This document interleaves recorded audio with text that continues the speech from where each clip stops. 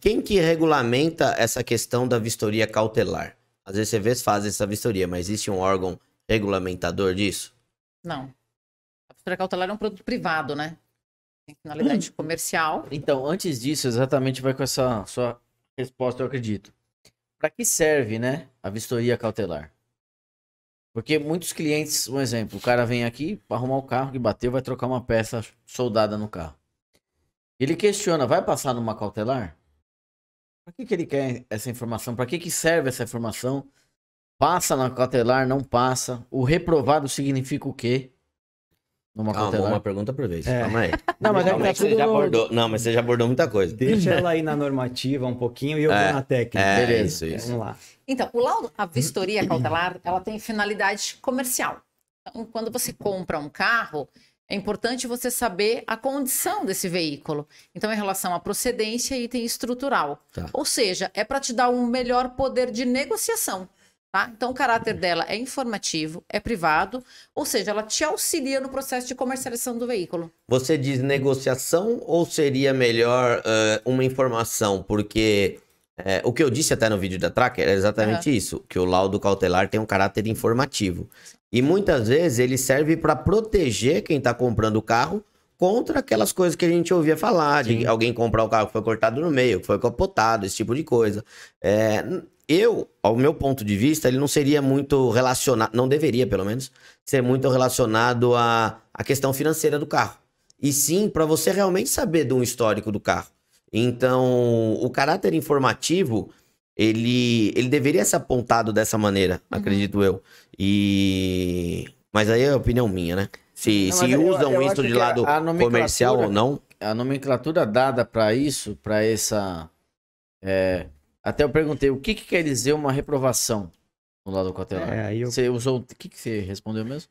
O Michel vai poder explicar melhor sobre isso, mas resumidamente, tudo que diverge da originalidade do veículo avaliada de acordo com os itens, caberia uma reprova.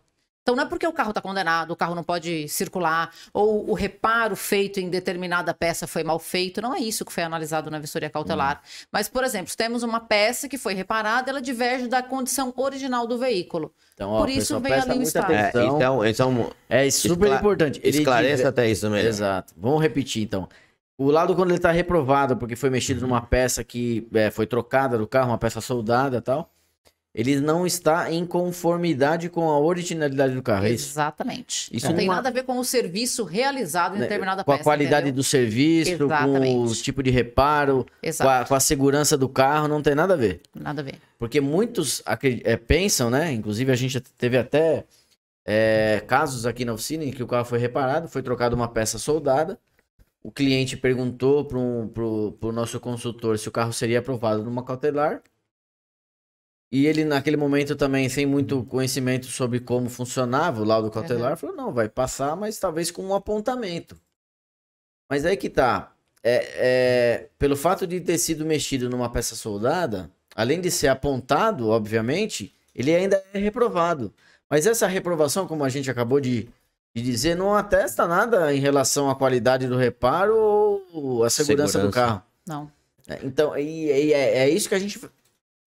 É isso que a gente está tentando também desmistificar aqui pro dono do carro entender o que quer dizer uma reprovação no laudo cautelar. Eu vou tentar. É a não conformidade com... Agora vamos deixar o Michel. Eu ia perguntar pro Michel exatamente. Vou tentar dar uma complemento disso. Aqui. As pessoas confundem muito a cautelar. Tanto que a cautelar hoje em dia, 90% dos casos, ainda que ela esteja reprovada ou não conforme, se a pessoa levar esse carro para fazer um laudo do Inmetro, provavelmente ele vai ser aprovado, porque não está em questão se o carro está apto a rodar ou não.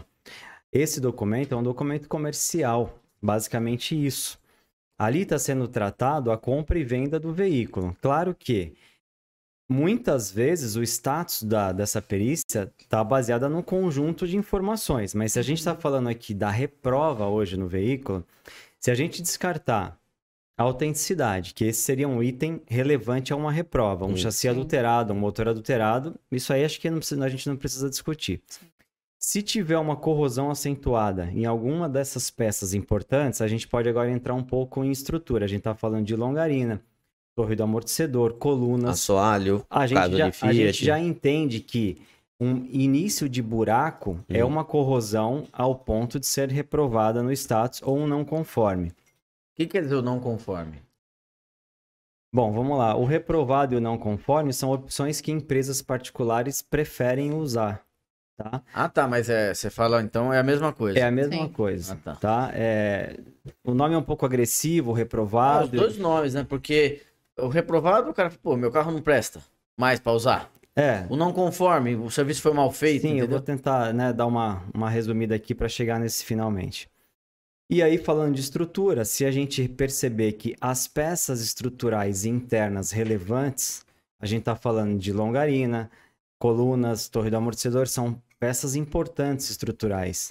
A partir dessas peças variadas, com um grau visível, uma dimensão grande reparada nessas peças, baseado nas fotos, baseado no parecer técnico, dentro do nosso crivo de avaliação da empresa, a partir dali vai ser classificado a reprova. Ou não conforme. Só que a gente tem que deixar bem claro que isso não quer dizer que o carro está com algum impedimento para rodar. Tá? O carro só tem um reparo de grande proporção numa peça importante e por isso a gente entende que deva informar o comprador nesta condição. Tá? É a partir daí que nasce uma reprova ou uma não conformidade. O problema é que não é nenhum problema, né? Mas a grande verdade é que isso acabou fazendo com esses carros reprovados. Trocou um painel traseiro, levou uma batida na traseira, trocou um painel traseiro. Eu ia falar até de um serviço menor. Se ele compete a tirar qualquer observação do carro que fuja a originalidade, a gente está falando até de uma pintura de um paralama? Aí se a gente for andar um pouquinho agora ao contrário... Porque até onde existe essa... Então vamos lá. Se a gente for tentar classificar o status, eu falei aqui 3 peças importantes, tá? A gente está falando de longarina, a gente está falando de coluna e torre do amortecedor. Tá. Tudo que entra aí com grau de corrosão alto, com grau de reparo alto, ou afundamento, ou avaria, como for entendido, visivelmente, dimensões grandes, tá? Cortes, muita solda nessas regiões, é que a gente entra em reprova. Se a gente for andar um pouquinho agora para o intermediário, que as empresas chamam de aprovado com apontamento ou aprovado com restrição, que a gente está falando do grau amarelo. Quer dizer o quê? Aí a gente entra num mundo que a gente está falando de peças intermediárias. A gente está falando de painel traseiro, painel frontal, suportes de painel, alma do para-choque. A gente está falando de peças ainda que importantes, mas com menos grau. O que é menor o grau? O menor o grau do afundamento que aquele carro teve. Tá, uma batidinha de trânsito comum, trocou um painel. Aí a gente começa a lidar com um assunto que é o amarelo, aprovado com restrição, aprovado com apontamento, tá? E aí a gente pode vir regredindo agora. Se a gente for falar, existe mais 2 ainda, tá? A gente tem o aprovado com observação, que é o verde, mas ainda assim avisando o comprador que tem ali um pequeno reparo no interno de um paralama, não externo, no interno de um paralama, tá? Que ele possa ter uma pequena avaria numa alma de para-choque, tá? Então aí a gente começa a tratar um aprovado com observação. Ou até mesmo um reparo numa lateral, que é a peça fixa, a lateral traseira do veículo. A gente trabalha num aprovado com observação. É um verde, que o comprador está mais tranquilo porque ele está comprando um carro aprovado verde com uma pequena observação. E a gente tem a 100% aprovada, que é aquele carro que a gente entende que não tenha nada estrutural. Entenda uma coisa, não é porque teve um risco numa porta que ela foi repintada que ele não é 100% aprovado. Ele sim é 100% aprovado. Uma tampa de porta-mala ou uma porta pode sofrer um pequeno reparo e mesmo assim ele é 100% aprovado. Mas esses critérios variam, né, de empresa para empresa. Teve um carro que nós trocamos uma lateral... Desculpa. Uma lateral traseira do carro, um HB20. Foi trocada a lateral, foi esse que eu falei que o cliente perguntou. O nosso consultor informou que seria aprovado talvez com esse apontamento e tal. O cliente retirou o carro, consertado, foi fazer a vistoria cautelar. Foi reprovado. Foi uma ou em duas empresas e foi Sim. reprovado. E não foi concluída, porque se fosse concluído, ia ser apontado lá que foi reprovado. Ele trouxe o carro aqui para eu ver e se poderia melhorar alguma coisa na relação ao carro. Foi bom. Eu olhei o serviço foi bem feito. Um serviço sendo feito na minha oficina, em qualquer outra bem feito, por melhor que seja feito, a gente que conhece como é que vem um carro original de fábrica sabe que tal peça foi mexida ou não, foi trocada ou não. Mas eu falei, bom, independente disso, o senhor deixa o carro aqui, vou eu tentar entender também como é que funciona esse sistema e ver se passa em alguma empresa ou não. E eu fui com o carro em 4 empresas de vistoria cautelar. Nas 2 primeiras eu mostrei o carro, deixei o cara ver. Nas outras últimas 2, eu contei toda a história já, porque eu não aguentava mais chegar lá e falar, não, vai ser reprovado. Eu já contava toda a história do carro. A pessoa, sem olhar o carro, falava, o carro vai ser reprovado. Porque foi trocada uma peça soldada que faz parte da estrutura do carro, que é a lateral. Pô, mas você não vai nem ver o carro, não precisa. Foi mexido nos pontos robóticos, ele ainda falou. Claro, foi mexido, né? Tirei a lateral nos pontos robóticos dela para fixar a nova.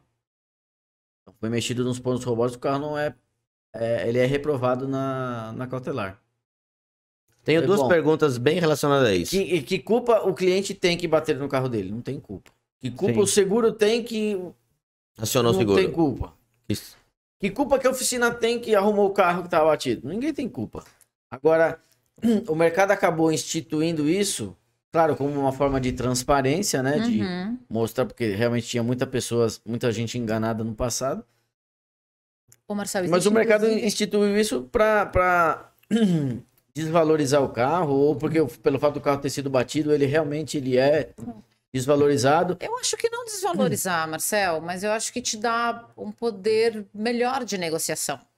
Se o carro, ele tá, digamos assim, de modo bem genérico, tá? Se ele tá divergindo da originalidade dele nos quesitos avaliados na cautelar, que são itens estruturais e de procedência, ele vai ter, se ele souber dessa informação e ter essa informação garantida através de um documento, ele vai ter um poder maior de negociação, concorda? Eu concordo com um carro você. batido, Esse é o reparado, intuito. não tem o mesmo valor de um carro sem Exato, nenhum dano. mas- é esse o intuito. O que o cliente não quer é ele ser lesado por isso. Entendeu? O dono do carro. O dono do carro. Eu sei, ele não tem culpa, mas se ele tem um carro que já foi batido, Então, exato. Ele tem que aceitar a verdade. Mas eu posso... Exato, tem que aceitar a verdade.